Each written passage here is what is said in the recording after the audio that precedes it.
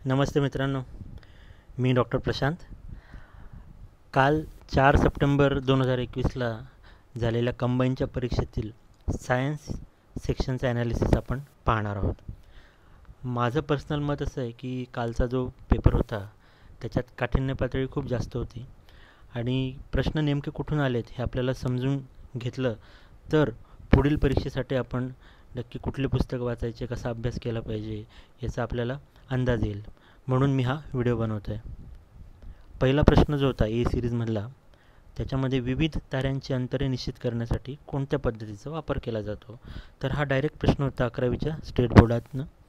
त्याच्यात पॅरालक्सबद्दल एक पॅराग्राफ दिलेला आहे, तर ह्या पॅरालक्स विषयीचा हा पॅराग्राफ तिथून हा प्रश्न घेण्यात आलेला आहे.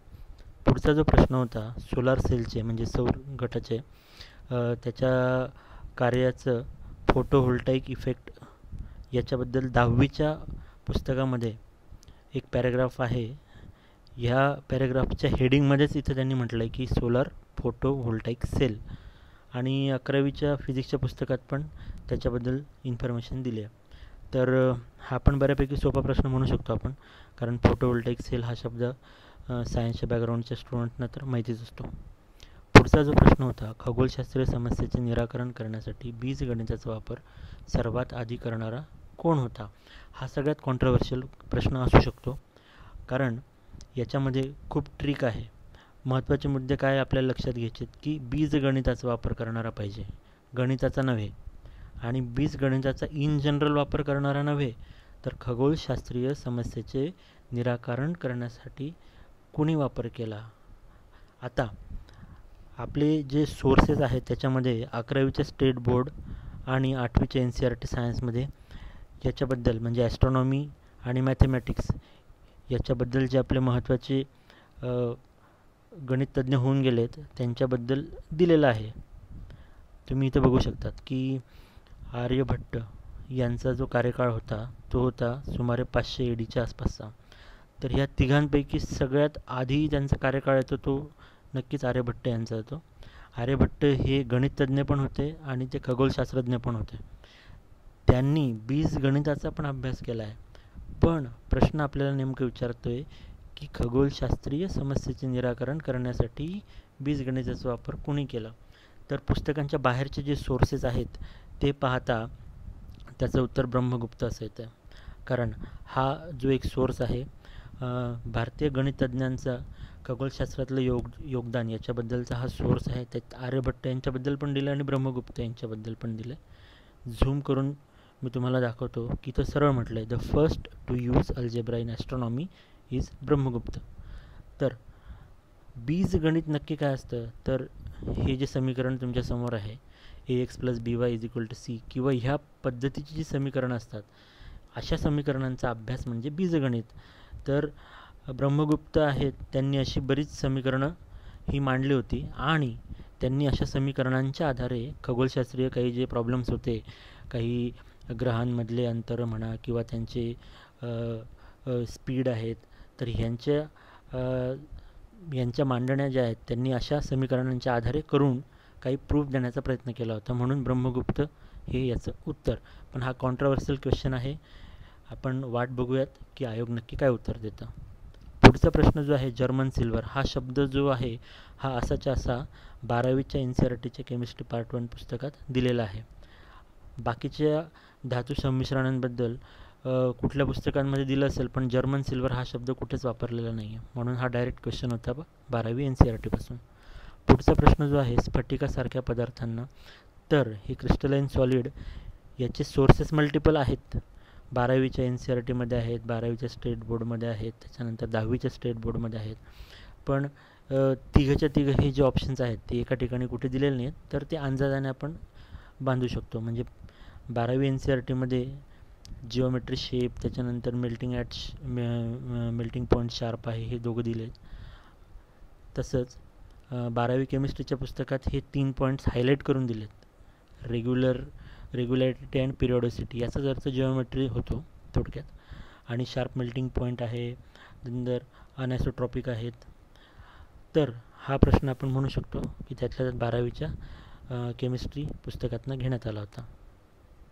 पुढचा प्रश्न जो आहे मोस्ले यांच्याबद्दल, तर मोस्ले आहेत यांनी जे एक प्रमेय मांडलं होतं किंवा जे एक थेरम मांडलं होतं, त्याच्याप्रमाणे मूलद्रव्याचे गुणधर्म हे त्याच्या अणुअंकांचे आवर्ती फल असतात आणि हा एक ग्राउंड ब्रेकिंग सिद्धांत होता.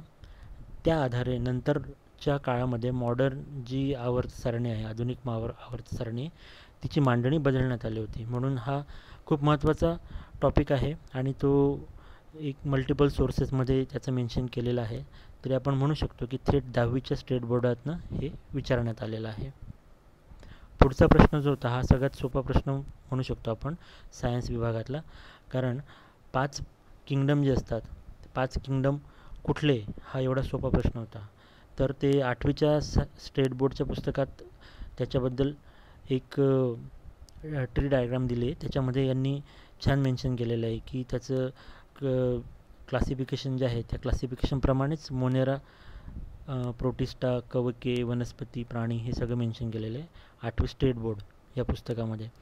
नंतर 11वीच्या स्टेट बोर्डमध्ये पण हे दिलेलं आहे आणि तिथे विटाकर यांच्या फोटोसकट यांनी 1 2 3 4 5 असं दिलेलं आहे आणि NCERT तर ते आहेच.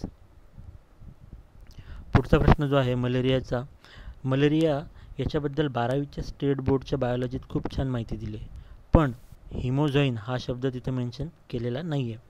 तो शब्द मेन्शन केला आहे 12वीच्या NCERTच्या बायोलॉजीमध्ये.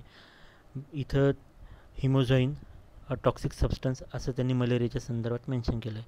पण मित्रांनो, 12वीचे बायोलॉजी, फिजिक्स, केमिस्ट्री 3 वेगवेगळे पुस्तकं, त्यांच्यामध्ये फक्त एक शब्द कुठेतरी दिला आणि त्याच्यावरनं जर क्वेश्चन सेट होत असेल तर मला असं वाटतं आहे की MPSCने हा प्रश्न मुद्दाम टाकला आहे जेणेकरून हा स्किप करण्यात यावा. मेडिकल बॅकग्राऊंडच्या विद्यार्थ्यांना हे रूल आउट करता आलं असतं, पण बाकीच्या ज्या सर्वसामान्य विद्यार्थी आहेत, आर्ट्स बॅकग्राऊंडचे म्हणा, कॉमर्स बॅकग्राऊंडचे, त्यांच्यासाठी हा खूप डिफिकल्ट क्वेश्चन होता. पुढचा जो प्रश्न आहे आफ्रिकन स्लीपिंग सिकनेस, 11वी स्टेट बोर्डमध्ये स्लीपिंग सिकनेसबद्दल दिलेलं आहे, ट्रिपॅन्सोमा. तसंच 11वीच्या NCERTमध्ये पण दिलेलं आहे, पण आफ्रिकन हा शब्द इथं कुठेच मेन्शन नाही केलेला आहे. तो मेडिकलच्या पुस्तकांमध्ये असतो, इथं मेन्शन नाही केला, पण तरी पण स्लीपिंग सिकनेस या शब्दावरनं याचं उत्तर येऊ शकतं. पुढचा प्रश्न जो आहे तो आहे शैवाल आणि बुरशी यांचा समावेश कशात होतो. तर 9वीच्या स्टेट बोर्डच्या पुस्तकात हा एक उतारा दिला आहे आणि त्याच्यामध्ये सरळ त्यांनी हायलाईट करून दिलेलं आहे की थॅलोफायटा आणि त्याच्यामध्ये शैवाल आणि कवके म्हणजे अल्गे आणि फंगाय हे येतात. तर हा थेट 9वीच्या सायन्सच्या पुस्तकातनं. पुढचा प्रश्न जो आहे तो खालीलपैकी कोणत्या रोगामुळे झाडाच्या पानातील हरितद्रव्य नष्ट होऊन झाडाची पाने आकुंचन पावतात. 11वीच्या स्टेट बोर्डच्या पुस्तकात एक फोटो दिलेला आहे, त्याच्यामध्ये हे असं पान दाखवलेलं आहे. याच्यामध्ये तुम्ही बघू शकतात की जरा आकुंचन पावलेलं पान आहे आणि मध्ये पिवळं आणि हिरव्या रंगाचं असं एक डिझाईनचा पॅटर्न तयार झालेला आहे. तो पॅटर्न म्हणजे मोझॅईक पॅटर्न असतो. वेगवेगळ्या कलरचे एकत्रित जे असे मिश्र पद्धतीचे पॅटर्न असतात त्याला मोझॅईक पॅटर्न म्हटलं जातं थोडक्यात. तर याच्यावरनं अंदाज घेऊन उत्तर देता येऊ शकतं, कारण पिवळेपणा काय येणार, हरितद्रव्य नष्ट झाल्यामुळे येणार. 11वी बोर्डातनं हा विचारलेला प्रश्न होता आणि 11वी NCERTत पण त्याच्याबद्दल थोडं दिलेलं आहे. पुढचा जो प्रश्न होता भात शेतीसाठी बायो फर्टिलायझर कुठलं असतं. तर हा 12वीच्या NCERTतनं थेट घेण्यात आलेला प्रश्न आहे, कारण 12वी NCERTमध्ये त्यांनी क्लिअर म्हटलेलं की in paddy field cyanobacteria is a bio fertiliser. आता सायनोबॅक्टेरिया आहे, यालाच ब्ल्यू ग्रीन अल्गी म्हणजे नीलहरित शैवाल असं म्हटलं जातं. आता 12वीच्या बायोलॉजीच्या पुस्तकात पण बायो फर्टिलायझरबद्दल खूप छान माहिती दिली आहे, पण भात शेतीबद्दल त्यात काही दिलेलं नाही. आणि 11वी सायन्समध्ये पण सायनोबॅक्टेरिया त्यालाच ब्ल्यू ग्रीन अल्गी म्हणतात हे मेन्शन केलेलं आहे. आता पुढचे 3 प्रश्न जे आहेत ते कुठल्याच पुस्तकात त्यांचा सोर्स नाही आहे. पहिला जो प्रश्न आहे तो जीवाणूचा प्रतिजैविकांना प्रतिरोध करण्याच्या मेकॅनिझमवरती आहे. आता हा प्रश्न खूप महत्त्वाचा टॉपिकवरचा असून पण कुठल्याही टेक्स्टबुकमध्ये याच्याबद्दल म्हणजे बॅक्टेरियल रेजिस्टन्सबद्दल कुठेच दिलेलं नाही आहे. ही जी डायग्राम याच्यामध्ये तुम्ही बघू शकतात की ही पेशी आहे एका बॅक्टेरियाची. याच्यावरती जो रिसेप्टर असतो याच्यामधनं एंट्री केली जाते आपल्या जो आपण ड्रग देतो किंवा मेडिसिन देतो अँटीबायोटिक, ते इथून एंटर करतं. जर बॅक्टेरियाने त्याचा हा जो रिसेप्टर आहे त्याच्यामध्ये जर बदल करून टाकला तर ते अँटीबायोटिकमध्ये शिरणार नाही. समजा ते शिरलंच तर मध्ये काय केलं जातं की असं एक एन्झाईम तयार केलं जाईल, इनॲक्टिवेटिंग एन्झाईम, की ते ह्या मॉलिक्यूलला डिस्ट्रॉय करून टाकेल. तिसरं एक मेकॅनिझम आहे की समजा आलंच मध्ये आणि ते टिकून राहिला तो मॉलिक्यूल मेडिसिनचा, तर एक मोटरसारखा एक पंप असतो की तो ह्या मॉलिक्यूलला जबरदस्तीने बाहेर फेकत जातो. त्याला एफ्लक्स पंप म्हटलं जातं. आता जेव्हा वेगवेगळ्या प्रकारच्या अँटीबायोटिक्ससाठी हा पंप काम करत असेल तर त्याला आपण म्हणतो MDR, multi drug resistance pump. तर ह्याच्याप्रमाणे तुम्ही बघू शकतात की हे तिघं पर्याय बरोबर आहेत. पण हा खूप डिफिकल्ट क्वेश्चन होता आणि मला असं वाटतं की हा स्किप करण्यासारखा क्वेश्चन होता.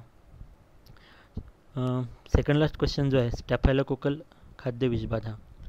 स्टॅफायलोकोकल ऑर्गॅनिझम जो असतो ह्या जीवाणूच्यामुळे काय होतं की समजा तुम्ही भात भाजी एखादी शिळी जर खाल्ली तर ह्या जीवाणूमुळे एक एंटेरोटॉक्झिन नावाचं एक टॉक्झिन तयार झालेलं असतं याच्यामुळे, आणि ते त्या भाजी किंवा भातामध्ये ऑलरेडी प्रेझेंट असतं. आणि असं जर आपण शिळं अन्न खाल्लं तर आपल्याला खाल्ल्यानंतर लगेच 1 ते 6 तासांमध्ये मळमळ उलटी व्हायला लागते. अशी मळमळ उलटी जर होत असेल 6 तासांच्या आत तर आपण समजून घ्यायचं की हे स्टॅफायलोकोकल फूड पॉइझनिंग आहे. तर सिम्पली इथं आपण म्हणू शकतो की आधी तयार केलेले एंटेरोटॉक्झिन जे आहेत ते खाल्ल्यामुळे स्टॅफायलोकोकल विषबाधा होते. शेवटचा जो प्रश्न आहे तो राष्ट्रीय साल्मोनेला फेज टायपिंग केंद्र. तर फेज टायपिंग काय असतं आपण ते बघूयात. तर साल्मोनेला याचे जे सबस्पेसिस किंवा सब टाईप्स असतात, तर ह्या सब टाईप्सला आयडेंटिफाय करण्यासाठी काही जेनेटिक टेक्निक वापरून आयडेंटिफाय केलं जाईल. त्याला आपण म्हणतो फेज टायपिंग. तर लेडी हार्डिंग मेडिकल कॉलेज दिल्लीचं आहे, तर याच्यामध्ये हे सेंटर आहे. पण हा प्रश्न जो आहे हा मोस्ट डिफिकल्ट क्वेश्चन मी म्हणू शकतो, कारण मेडिकलच्या बुक्समध्ये पण याचं मेन्शन केलेलं नाही आहे. तर हा टफेस्ट क्वेश्चन होता सायन्स सेक्शनमधला, आणि ऑप्शन्स खूप क्लोज होते. लेडी हार्डिंग पण होतं आणि मौलाना आझाद, म्हणजे दोघं टॉपचे जे मेडिकल कॉलेजेस आहेत दिल्ली गव्हर्नमेंटच्या अंडर येणारे, तर हे दोघं ऑप्शन्समध्ये असल्यामुळे रूल आउट करणं डिफिकल्ट होतं. आता आपण समरी बघूयात. ब्रॉड टॉपिक्स, त्याच्यानंतर ॲक्च्युअल टॉपिक्स, त्याच्यानंतर डायरेक्ट सोर्स, सेकंडरी सोर्स म्हणजे इनडायरेक्ट सोर्स, आणि difficulty level according to me. मला जे वाटलं त्याच्याप्रमाणे ह्या प्रश्नांची काठिण्य पातळी मी इथे दिलेली आहे. तर 5 प्रश्न जे आहेत ते खूप कठीण होते, 4 प्रश्न कठीण होते, 2 मीडियम डिफिकल्टी लेवलचे वाटले आणि 4 होते ते सोपे होते. तर ॲव्हरेज अटेम्प्ट ह्या पेपरमध्ये सायन्स सेक्शनचा 5 ते 10 मार्कांचा असायला हवा किंवा 5 ते 10 क्वेश्चन्सचा असायला हवा. ज्यांनी 10पेक्षा जास्त क्वेश्चन अटेम्प्ट केले असतील तर ते रिस्क झोनमध्ये असतील, कारण हे जे 5 क्वेश्चन्स होते खूप डिफिकल्ट होते. जर ॲक्युरेसी चांगली असेल तर ठीक आहे, बट अदरवाईज निगेटिव्ह मार्किंगमध्ये मार्क्स जाऊ शकतात. शेवटची आपण समरी पाहू की कुठल्या पुस्तकातनं जास्तीत जास्त क्वेश्चन्स आले. 11वी स्टेट बोर्डमधनं जवळजवळ 7 प्रश्न कवर होतात आणि 12वीच्या NCERTतनं जवळजवळ 4 क्वेश्चन्स कवर होतात. मित्रांनो, मला आता असं म्हणायचं आहे की एवढे सारे प्रश्न जर 8वी 9वी 10वीच्या व्यतिरिक्त येणार असतील तर अभ्यास करायचा कसा? कारण हे टेक्स्टबुक जे आहेत हे इंग्लिशमधनं आहेत.